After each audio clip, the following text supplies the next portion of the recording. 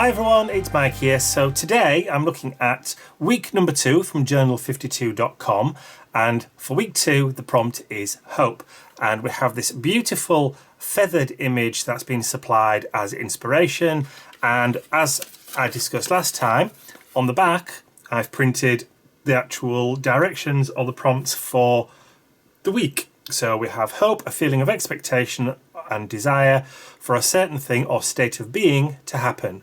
So synonyms: aspiration, desire, wish, expectation, ambition, aim or goal. And the prompt: create a spread that includes a symbol of hope. Alternatively, you might try including a quote that includes the word hope. And then you've got Oracle. What are you hoping for? What hopes are you working towards? What action steps can you take that will get you closer to your most cherished hope? Okay, so I'm going to use the word hope. I'm not going to do anything feathery or birdy. In fact, what I'm going to use the word hope in the creation of my project today, but I want to play with another tag. I haven't done one since Alice, so this is what I'm going. This is a corrugated cardboard one. I'm still using up the packaging from this glass cutting mat. Look, I've still got quite a bit of it left. It's amazing stuff. So I'm going to use a piece of corrugated cardboard to create my tag, and then I've got some bits and pieces, including some archival links. I have a new stencil that I'm going to play with as well. I'm also going to be using Inksplat stencil from Indigo Blue designed by Lima Weber. Lovely Inksplat. And then I'm just going to create a lovely tag with the word hope in there somewhere. So I'm going to get started. So the first thing I'm going to do is cover my tag with the cream feather sheet from a set of papers called Les Beaux Oiseaux from Emerald City Crafts, which is a UK-based Etsy shop. And I've cut out the shape of the tag, and I'm just going to stick that down just using some glue stick from Pritt. It's bog standard glue stick.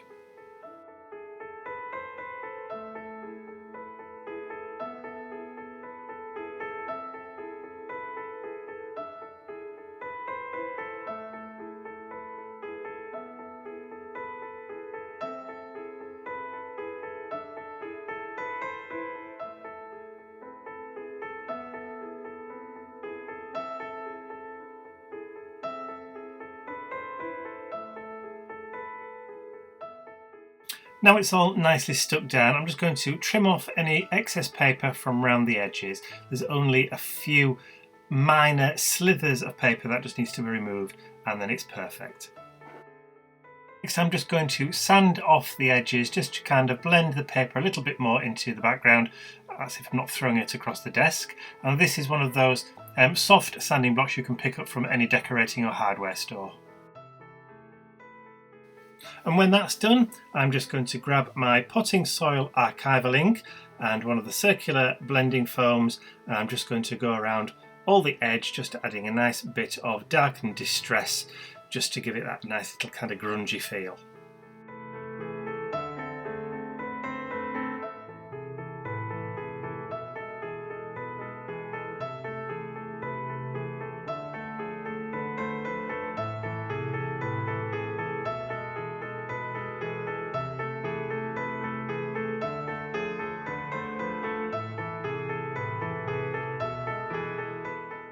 So I'm happy with the inking, so the next thing to do is to bring out my letters. Now these are some chipboard letters that I was given by my other half, who had loads and loads of them and didn't want them anymore, so he kindly donated them to me.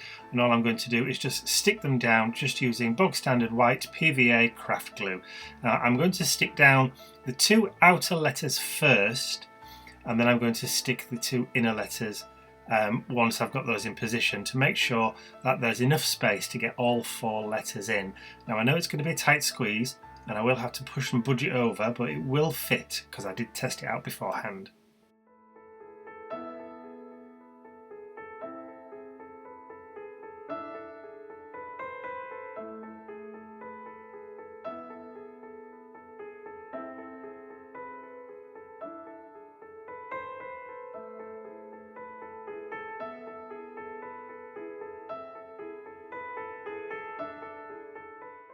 See, I said it was going to be a tight fit, but there you go, absolutely perfect.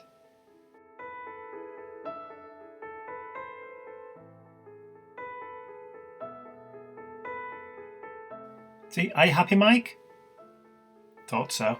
So next up we have the pointy finger from my pointy finger digi download set. This is the black and white one, which I've already cut out, and this is the 3-inch finger, if you pardon my expression. I'm going to use the Memento Tuxedo Black dual tip marker pen just to go around all the outside edges, just to hide those unsightly white strips that we don't really want anybody to see.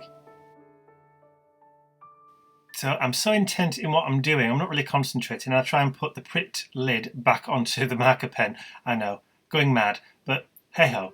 Right, so the next step is the script stencil from Indigo Blue. This is a very, very new stencil from Indigo Blue. In fact, it's so new I don't even think it's on sale yet.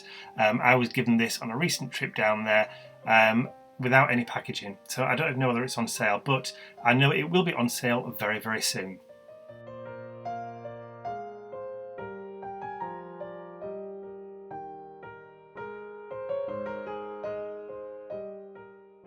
I do like this stencil. It's quite abstract. You can't actually read any of the writing, so it does work quite well. Okay, so I need to put the hole in my tag, so I'm using a 1/4 inch hand punch. This is 1/4 inch circle hand punch, and then I need to create a reinforcer for the hole. So I've grabbed an old craft tag, and as you can see, I've already used this a couple of times. So I'm just going to punch another hole using the hand punch, and then using the 3/4 inch circle punch from Stampin' Up, I'm going to punch a circle around the circle I've already punched, and that will create my reinforcement ring for my tag. Now, a little bit of a cheat, because I have already done this once for the, but I needed two. So I thought I would do one and then show you how I created it for the second one. And I just stuck it down with the craft glue. There you go, there's the one that I prepared earlier. So next it's time to stick down the pointy finger, and again I'm just going to use the Pritt stick for this. So I'm just going to rub the glue across the back and then just stick it down in place.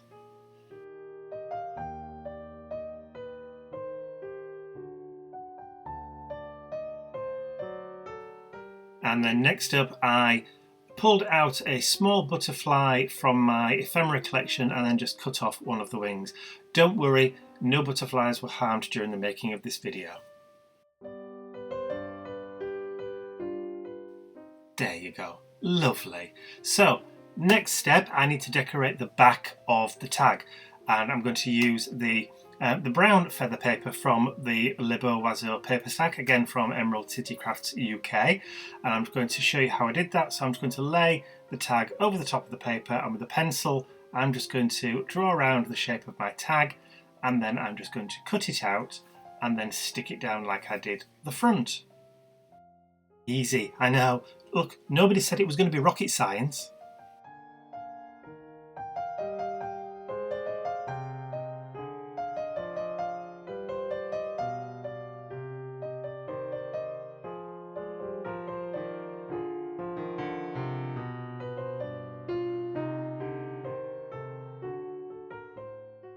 So we're all cut out, so I'm just going to grab the Pritt stick again, and this time go over the entire of the back.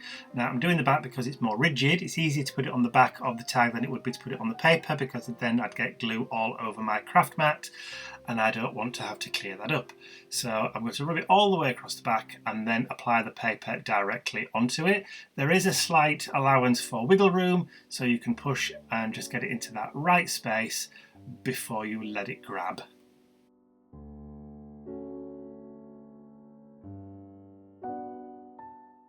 And of course, if there is a slight overhang, if you've cut it out just slightly too big, then you can just trim that off with a pair of scissors, or like I'm doing, with a craft knife. But make sure you get permission from an adult first.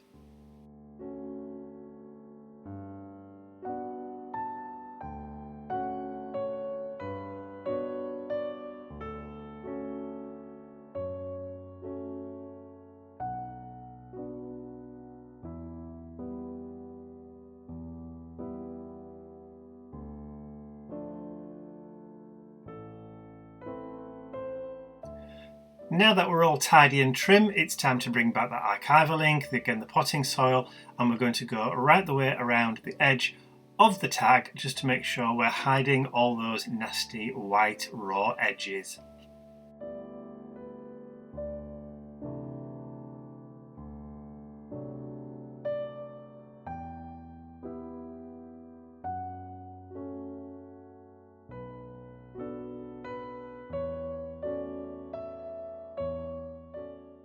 Now that's done, we just need to re-punch out the hole. So again, this is the 1/4 inch circle hand punch or hand circle punch, whichever way around you want to say it.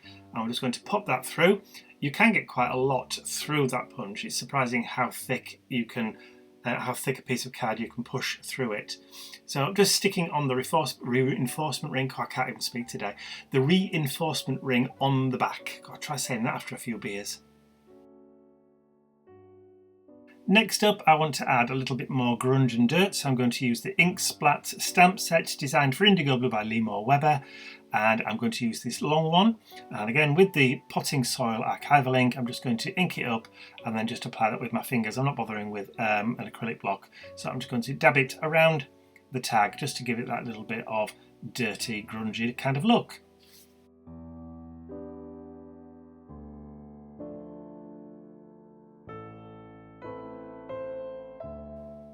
So one of the finishing touches, I want to add some colour to my pointy finger, and to do that I'm going to bring out my brushed corduroy distress marker, and I'm going to add some of the ink onto my craft mat, and then just using an aqua brush, just one of those little water brushes, I'm going to activate the ink with the water and then just paint the finger with that distress ink.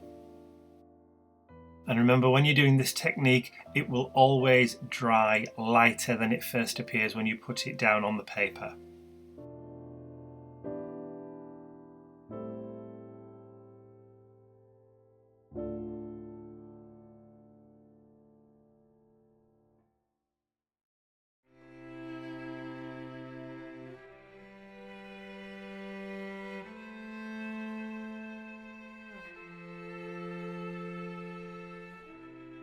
So once you've done it and you think it might be slightly too dark, you can always add another layer of water over the top, let it sink a little into the surface, and then with a cloth or a piece of kitchen roll, just dab it to remove a little bit more of the ink from the paper. So you can always lighten it up even while it's still there on the paper.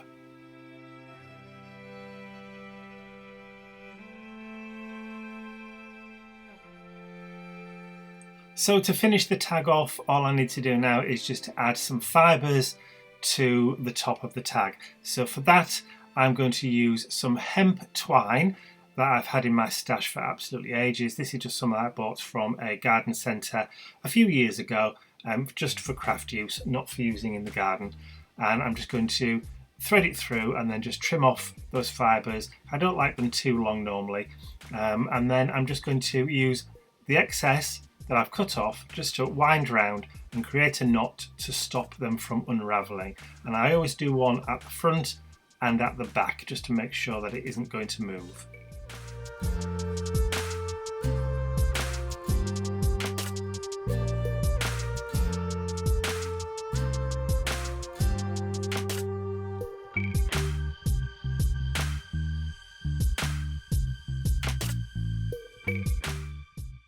And the final thing that I want to do is just to dirty up the string a little bit. So I'm just using the excess on the blending foam that I already have on there.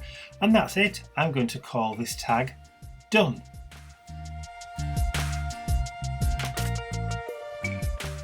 So I hope you've enjoyed watching me create this mixed media art tag with the prompt from week 2 of Journal52.com, and I hope that you will pop across and maybe join in with the Journal52 weekly prompts this year. So if you have enjoyed this video, please remember to give it a thumbs up, share the video with all your friends, and if you haven't subscribed to my YouTube channel already, you can do so by clicking the button at the end of this video. That's all from me for now. I will see you all again very, very soon. Bye for now.